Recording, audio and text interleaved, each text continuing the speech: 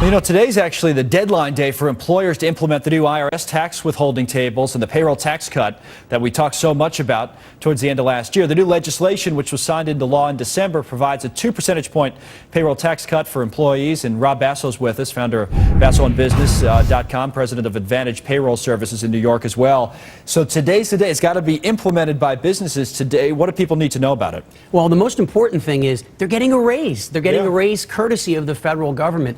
But what this does is it gives small business owners an opportunity to have something positive to talk about. The last 2 years have been nothing but negative. So even if you were a good employee or a bad employee, you're going to get a 2% raise in your paycheck. But the help for, I guess, for small business or for consumers in general, you think it's going to be a pretty big one? Is this a big deal? Here's the challenge. We've spoken to many of our clients, and the hard part is the employers haven't told their employees that this is even happening. In fact, I spoke to an accounting firm, and they told me that their small business clients have really not even talked about it, have not seen any effect.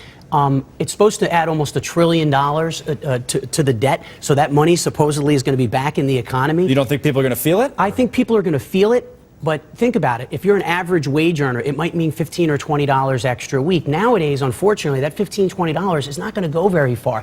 I think it's a good attempt of trying to bring the Democrats and Republicans together, and they made this compromise, but I'm not sure people are really going to feel the effect. Now, one thing before we let you go that you were telling me about is some people will actually see a net tax increase in certain brackets because of one of the loopholes going away. Here's the challenge. If you make between $20,000 and $40,000 filing jointly, what happens is because of they're getting rid of a particular work credit called the Making Work Pay tax credit. Once that credit disappears, you're not going to have that anymore, and with the new rates, you could actually end up paying more. So if you're one of those people who are in absolute need, unfortunately, it's going to make a big difference in your pay. It could be hundreds of dollars less on an annual basis. Yeah, could really use the cut and then won't get it, actually pay more. Rob, well, good to see you, and we'll have you back soon. Great.